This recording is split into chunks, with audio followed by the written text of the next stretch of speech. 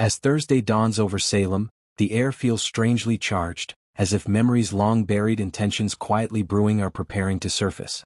The episode unfolds with a slow, almost cinematic rhythm, drawing the viewer into several storylines that begin independently yet echo with similar emotional intensity.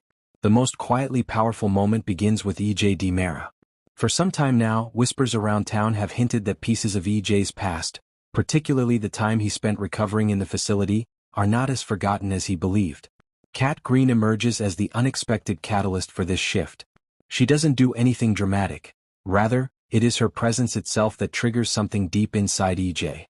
When she speaks, when she moves, when she looks at him with recognition and familiarity, E.J. feels a flash of something, not quite a full memory but a sensation. Suddenly, a fragment of his time in the facility jolts through his mind. Kat reading Wuthering Heights to him, her voice soft, steady, almost haunting. The way she turned the pages. The familiarity of her tone. A moment he did not even know was still lodged inside him resurfaces with vivid emotion. He feels unsettled. Not frightened but undeniably shaken. It is the first time in a very long time that a memory from that chapter has returned with clarity. The episode lingers on E.J.'s expression. Confusion, curiosity, even a trace of longing, as if he's realizing that whatever he shared with Kat during those fragile months was more significant than he had allowed himself to believe. Whether this memory will reconnect him to Kat in an emotional way or simply force him to confront truths he buried remains unclear, but the awakening is unmistakable. His world shifts subtly, quietly but irreversibly.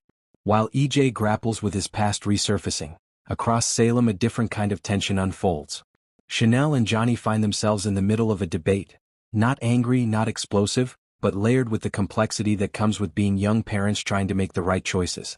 Their life has been a whirlwind of changes ever since Trey entered the world, and now, with the possibility of another baby on the horizon, every small decision feels heavier, every conversation more loaded. Their debate may revolve around Trey, his care, his routine, his future, or it may touch upon the delicate subject of E.J., whose decisions and personality often cast long shadows over Johnny's life. Chanel's voice trembles with equal parts strength and vulnerability as she tries to express her concerns. Johnny, torn between loyalty to his family and the family he has created with Chanel, feels pressure building inside him. The scene takes its time, showing the way two people who love each other deeply can still see the world through different lenses. Their discussion is emotional, thoughtful, and honest. A portrait of two young parents learning how to navigate the ever-changing terrain of marriage, parenthood, and family loyalty. Elsewhere in the city, another storyline crackles with tension. Steve Johnson, fiercely protective and instinct-driven, steps into Stephanie's orbit at a moment where Alex Kyriakis is also nearby. It becomes clear almost immediately that Steve wants to intervene, though his reasons remain rooted in paternal love rather than possessiveness. He has reservations about Alex, reservations that have never fully disappeared. His instinct is always to protect Stephanie, physically, emotionally, and mentally, even if his interference risks complicating her love life. The scene plays with subtlety.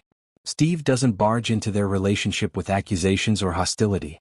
Instead, he places himself between them, both literally and figuratively, signaling his concern without needing to raise his voice. Stephanie feels the weight of her father's worry, and Alex feels the tension but tries to remain composed.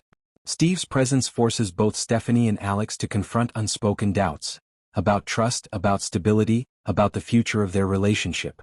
It's not explosive drama, but a slow-burning emotional conflict built on years of family history and paternal instinct. Meanwhile, an eerie calm settles over Bayview, where Rachel Black encounters Sophia Choi.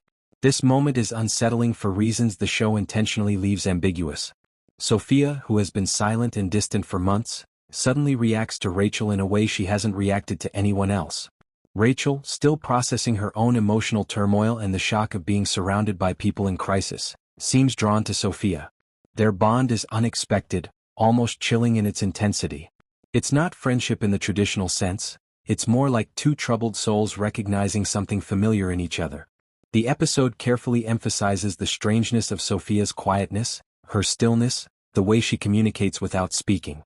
Rachel, emotionally fragile yet intuitive, picks up on something in Sophia that others have missed. Something dark, something mysterious, something that could unravel into a much bigger storyline. The unease in the scene lingers long after it ends, hinting that there is far more happening beneath the surface. Amidst the emotional strain at Bayview, Tate finds himself sinking under the weight of worry for Rachel. His concern for his sister grows heavier each day, and the guilt he carries, guilt he shouldn't have to feel, becomes a burden too heavy for him to hide. Holly arrives like a gentle light breaking through the darkness. She sits with him, listens to him, comforts him. Her presence is soothing, warm, sincere. Even as Tate's emotions threaten to overwhelm him, Holly's calm and reassurance help him ground himself again. She tries to lift his spirits, not with forced cheer but with genuine tenderness and understanding.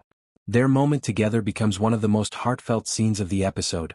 Two young people navigating heavy emotional waters, holding on to each other for support, trying to make sense of pain, family, and fear.